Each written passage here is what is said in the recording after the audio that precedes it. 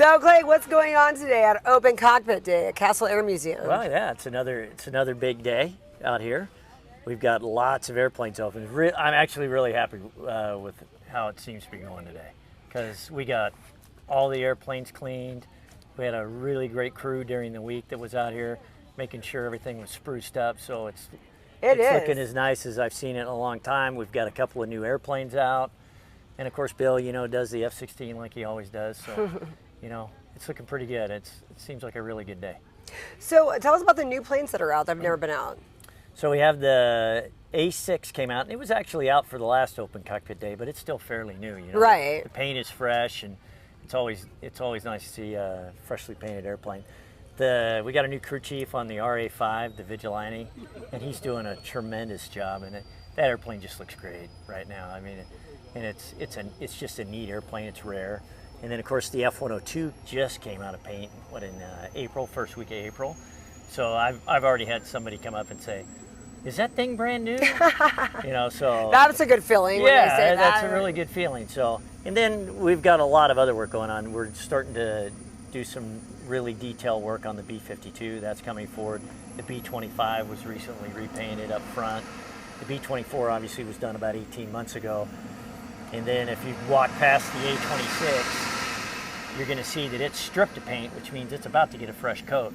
So a lot going on, and it's just exciting. And it's great to have people come out here and see things change. It's not the same thing every time. And what have you heard? What's the biggest crowd pleaser with the kids? What do they get most excited about? The crowd pleaser with the kids, the food truck. No, I don't know. By the time they get back here, it's like they're an overload. And they get back here in the corner where the fighters are, and they just zigzag. Their parents are like trying to stop at an airplane and maybe talk to us. And the kids are like, "Oh, look at that!" So the kids are great, right? They're always fun to get out here, and it's a wide open space. This is a great air museum for kids because it is outdoors and it's grassy. And they can run around. They can run around. It's not like you go into some of the indoor ones where you're just like, "Don't touch that." It's finally something that they can touch. I think you can't mess up the plane. That's right. And they're just, So back here, that's what I see. They're just going from plane to plane. They're just so excited. And so I don't think they have a particular favorite. They just know plane. So what are your thoughts on the pavilion? Very excited about the pavilion because it's happening. In other words, we've been talking about this as an organization for 25 years. And now you come along and now it's happening. I couldn't believe that. It's all me, yeah. Well, I couldn't believe that the speed of it, that all of a sudden it became a reality super quickly. What made it a reality was obviously resources, right? We got a couple of donors that gave us the seed capital that was required to actually do the hard work, the site planning, and then we're going to be pulling up dirt and acquire the big rodeo cover. So there's some things that we always lacked capital, and then all of a sudden we came into the capital that was required for us to start. And then once you start, it's like, oh, you guys, you really are serious about this, right? That's amazing. And the other part of that is we have a couple of members on the board that this is their reason to be right now, and they've dedicated a ton of personal time to it, and it takes that kind of effort. So that's the combination, really: resources, and then having a group of people that have the time and the willingness to just make it happen. Remember, those of you that don't know, that it's privately funded, and we're always taking donations. How much more do we need to get to really see the ending of all that you have in store? Yeah, to get to the very end, we actually have a long-term plan. And we're doing it in phases. But if everyone, pretty soon we're going to have it loaded up on our website. We finished the site plan, and once we get that approved at our next board meeting, we're going to publish it. And it's a multi-year effort. But phase one right now is about an $8 million project, and we have about $4.5 million of it, maybe. So we're looking for more donations and more people that are interested in putting these artifacts into a place where they're protected, because sun is hard on them and out of the rain, and it'll also increase the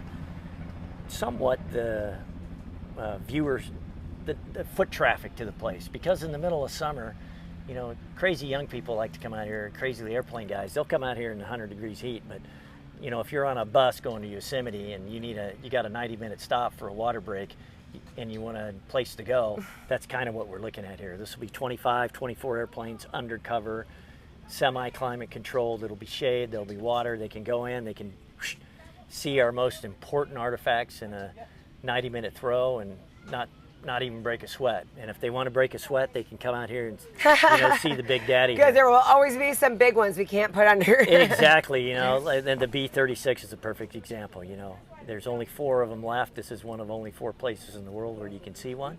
Hey, come on out and see it, you know. Okay, I asked you about the crowd pleaser for the kids. What about the crowd pleaser for your friends? What do you hear that they want to come see the most when they come here? Stealth fighter, and it's odd for me, the Black Bunny Phantom, or the Playboy Bunny Phantom. It's got this kind of like cult following, but the Stealth Fighter and the SR-71 are big draws, and you know, those are both Skunk Works projects. They're unique Lockheed Skunk Works projects. Ben Rich and Kelly Johnson design projects, and people know those things because they're just cool. You know, they're black and secretive, and they have a great history. What would be the biggest dream if you get any plane in the world here? What would you want to get here that we don't have, that we don't already have? Because there's a lot here that's pretty amazing. Since this is Castle Air Force Base and this is Bomber Central, and because we have almost every heavy bomber that's ever been flown by the United States Air Force except a B-1 and a B-2. So if I could get a B-1, that'd be great. And then as the B-2s start to go away in 15, 20 years, this is a long-term vision, if we got a B-2 in here. And then it would be complete. We would have all the heavy bombers of the United States Air Force. So probably the only place outside of either Wright Pat or Offutt where you could see a collection like that. And the only one out here on the West Coast. All of those other airplanes, you got to go to Nebraska, you got to go to Ohio. Right. Why not here? Boeing Field has a pretty good collection, but they don't have any of the Convairs, you know. Obviously Boeing Field. And we've got a Convair B-36 or consolidated B-36. So everyone's Googling right now. They're looking at, what is B-36? What is that? Boeing, whatever. Airplane stuff, airplane guy. Airplane stuff. Yeah, yeah. Well, thank you so much for speaking to us. It's always a pleasure talking to you, Clay. Likewise.